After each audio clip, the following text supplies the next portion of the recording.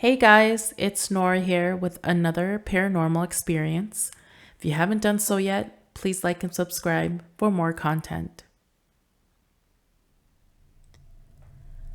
I was a fairly lonely child when I was younger. I had three older sisters and two younger brothers, but you know how it goes with older siblings. You're never cool enough to hang with the older kids, and my younger brothers were too young at the time to really play.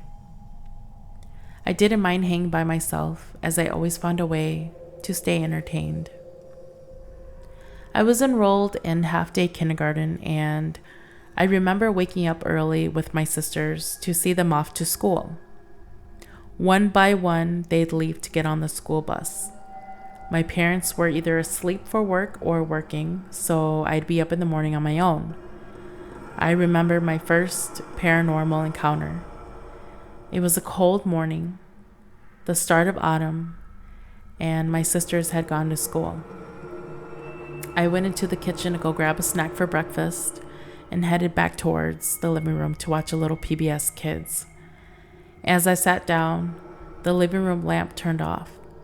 I went to turn the light back on, and as soon as I sat down, off it went again. I decided to leave it off since the sun started rising, so instead I opened the window shades. I sat down to watch my favorite show, and 5 minutes in, the TV switched to the Weather Channel. I turned it back to PBS Kids, and then all of a sudden it switched channels again, but this time the old school TV show MASH was playing. I was confused, but ignored it as I didn't want to scare myself. And I tried a third time to turn the channel back, but this time, the TV turned off on its own.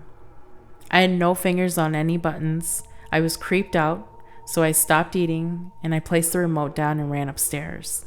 It was like a scene from the movie The Conjuring 2. The living room lamp and TV turning on and off would happen randomly throughout the years and mainly during the middle of the night or early mornings. My sisters encountered this a few times, but it happened quite often when I was alone. I felt like someone was joking around with me or playing, just playing around and just trying to scare me, but I've always considered myself a pretty courageous person. No matter how terrified I was, I never gave in. It wasn't until one morning when everyone had left to go to school, I decided to watch some TV again, and same thing was happening. Channels kept switching on its own, so I got irritated and decided to go unplug the TV to try to reset it. When I got to the back of the TV, I discovered that it had already been unplugged.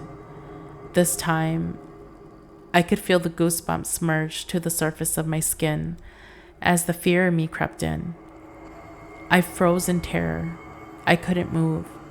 I was confused and I was scared. I was trying to so desperately comprehend what had just happened. I knew no one would believe me, and so I left it at that. Being a lonely child was not easy because I was bullied for my words and actions. And so these paranormal experiences, I always just kept them to myself. Time went on and the hauntings never seemed to pass. I admit, as a kid, I always talked to myself, literally every single day, whenever possible. And it always happened when I was at home. No matter how hard I tried to stop talking to myself, I just couldn't.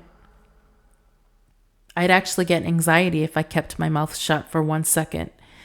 And the only way that I would feel at ease was to talk and keep talking, whether it be to a wall, to a lamp, to the corner.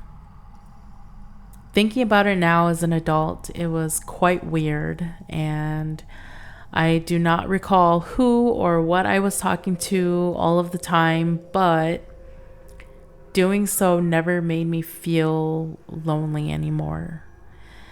However, I didn't realize that by me doing this, it was just an open invitation for other things.